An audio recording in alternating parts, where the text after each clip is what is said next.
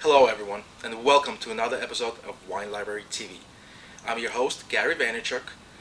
As you could tell, I look a little bit different. I just came back from Spain. I had a great trip. I ate a lot of food, and I'm kind of full. I got a little bit gray, but nevertheless, I'm still Gary Vaynerchuk. Now, let's get into some wines. Oh, I forgot glasses. Can you hold on a second, please?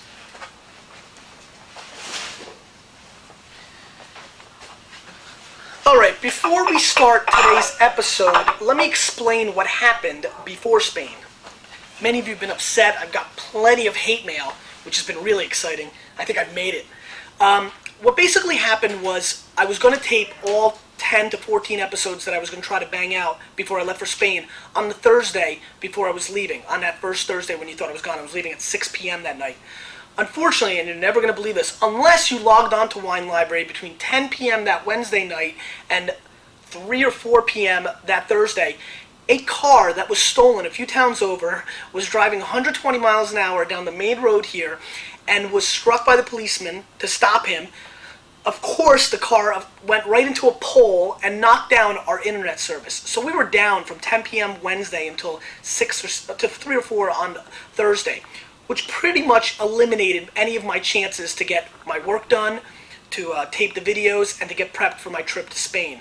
Knowing that I wouldn't have really any access to internet in Spain, this was a big blow. And so basically my entire staff and I stood outside in the parking lot and threw the football around. So I'm really apologetic. We should have definitely put a message on the board, but I didn't have, any access, and I was trying to call the guys, and every time I was forgetting to mention it. So I really apologize. I hope you don't hate me for it. And most importantly, we're going to try to tape a lot of stuff to have on file in case of, anything like that ever happens again. We've learned our lesson. I apologize. And let's move on. Now, Spain was incredible, and we'll get all into that. We've got a lot of video and a lot of pictures. We're going to do a big episode Monday or Tuesday. I experienced some amazing food. I did go to El Bulli, which many of you know is the #1 rated restaurant in the world.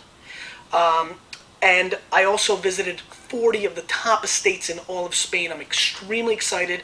I found some big-time winners. I found some overrated wines. I think we got a lot to tell you about. We had some interesting things happen on the trip. And I think next week, Monday, Tuesday, Wednesday, depending on when we can edit everything, is going to be the best Wine Library TV episode of all time. So, let's talk about some of the wines we're doing today. Woodhouse Family Vineyards. Let me tell you a story about this. 3 days before I went to Spain, I met Chuck Simeone, who, if you don't know who Chuck Simeone is, he's basically a legend on the East Coast and really maybe in the entire wine world. He basically co-founded the chapter of the Sommelier Society in New York.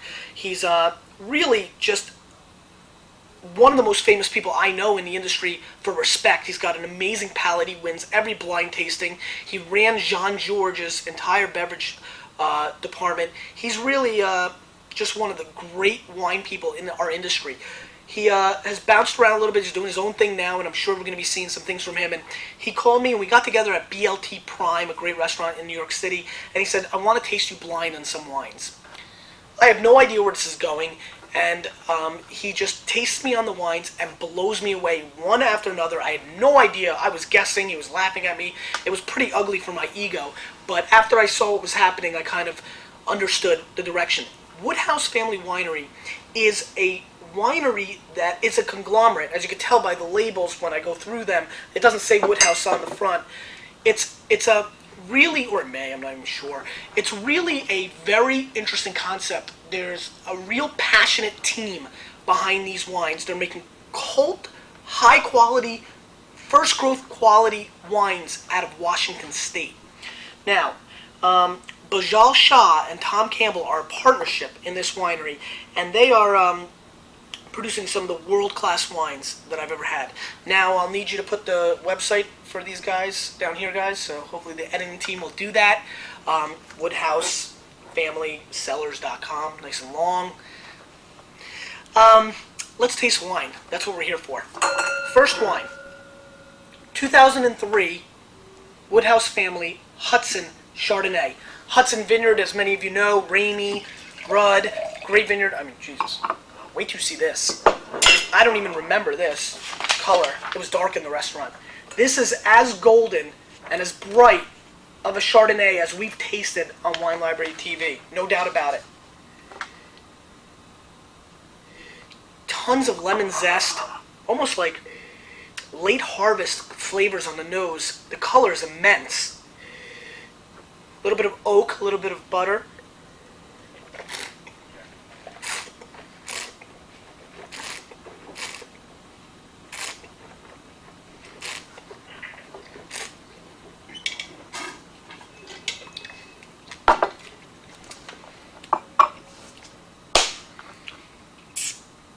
That's a 93, 94 point wine. Tons of complexity, tons of flavor, very rich on the mid palate.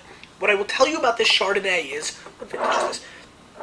On a 2003 Chardonnay, this wine you could put away in your cellar for 10 years. I'm not kidding.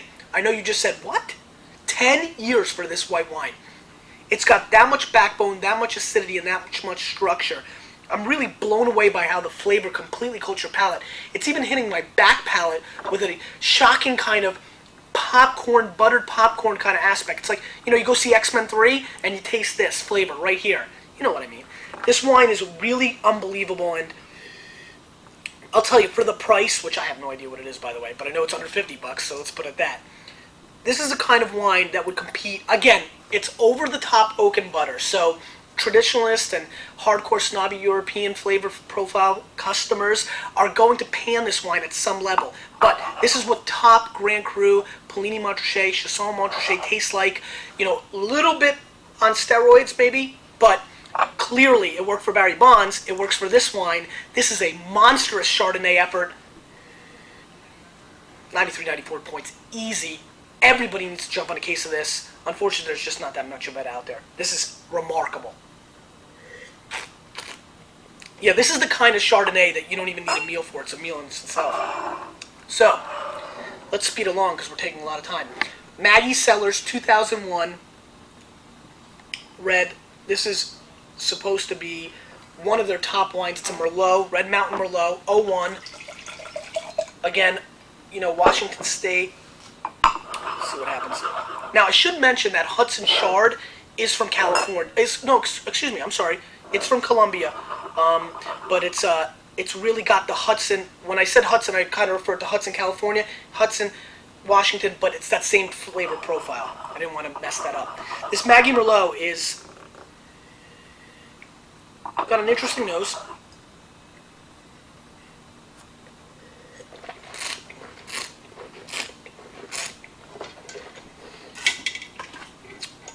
See, now with all the 05 Bordeaux tasting I've been doing, this reminds me of a top-notch Pomerol. Really complex, very rich, firm, dry tannins, a little bit of cedar, a little bit of hint of like that black mocha, kind of if you're a Starbucks fan, this might work for you. This is nice stuff. 3 to 5 years cellaring, really nice stuff. I mean, my real big theme here is, and we've done Washington State a bunch, but I've never had this kind of quality Washington State wine before. I really haven't. This is really exceptional. Red Mountain again. This is the Dusek family, 2001 Cabernet. And this wine, if I recall, really blew me away. Thought it was a top-notch California cult wine. Yeah, you can see it right away. Really dark color. Really, really complex. What I like about this wine is on the nose, I gotta tell you, it's got a little bit of vegetal aspects going to it, a little bit of green pepper, a little asparagus, a little broccoli. And I know you might be like, ooh, that's not really what I'm looking for, but this blows away. I remember by like the third hour we were tasting the wines over dinner, and it really went away and the flavors got even bigger. This has only been open for about an hour, and the flavors are already just a hint. You definitely taste a little bit of oak and a little bit of black currant on the nose.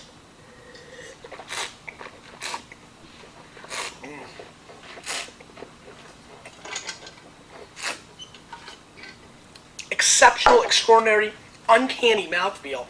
Just coats your entire palate with tons of flavor.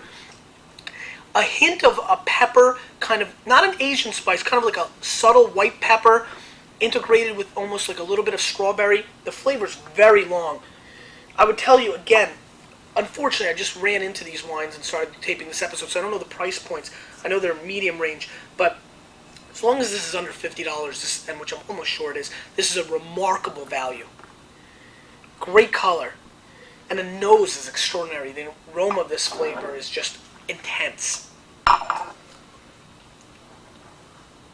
And the 2000 Gary Red Meritage 2000 vintage, huge bottle. I mean, you know, the punt is extraordinary. I mean, you know, I don't have to work out. Just pump this up a couple times.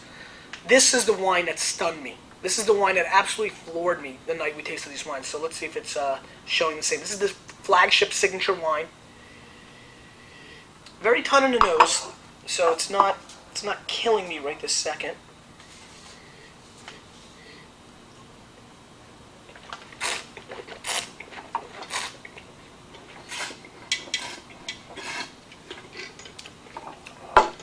Really firm tannins. This is a monster wine. Very tight. Only 600 cases made of this cuvee. Very limited. Structured in the way that you would think almost of a Côte Rôtie. That tight Syrah flavor.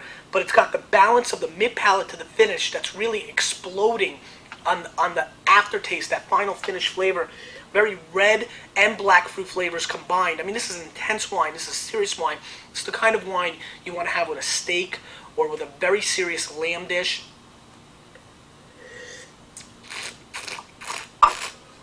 Wasn't sure what I was going to do today. I wanted to do the Spanish video, but the timing wasn't there. These wines are in this episode because basically, in the last 6 months, a family of wines that are all over the place, I have not come across something with this much complexity.